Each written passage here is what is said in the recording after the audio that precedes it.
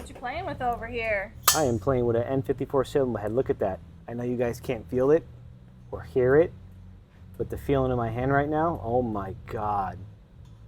Amazing. So this is an N54 cylinder head, guys. That's the block over here. We're still waiting on the crankshaft. It's getting cut at the machine shop. Not much we can do with the block, but our cylinder head we can move forward on.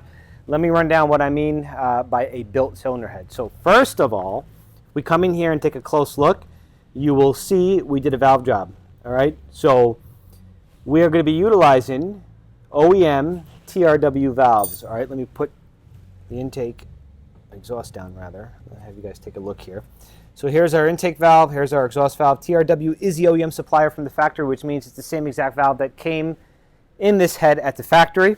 Now, when you do a valve job, you don't necessarily have to lap the valves. I like to still lap the valves just to ensure that we have a 110% perfect seal on our valve and our valve seat. All right. If you go too heavy after you do a valve job and you go crazy with lapping them, you run the risk of destroying that angle and all the machine work that was done. So try to keep the lap to a really light, use a very super fine material, and make it quick. You don't want to go crazy when you lap these guys.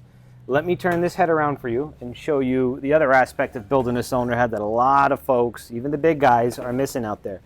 We come in here and look at these shiny, brand new bronze parts. These are valve guides courtesy of GSC Power Division. All right, this vehicle had high mileage.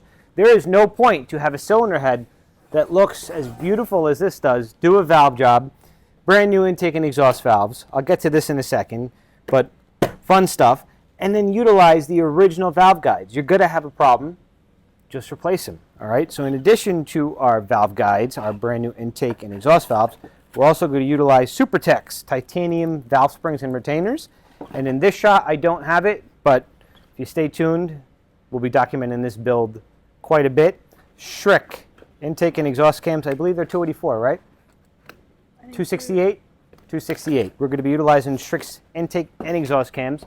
So this is going to be a nice, quick 800 horsepower N54 build. We're not shooting for the moon.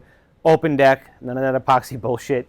But the cylinder head is often overlooked, guys. You'd be surprised what a proper tune and a good set of cams will do. And, you know, along the way, make it look really nice and replace all the components that should be replaced when building an engine.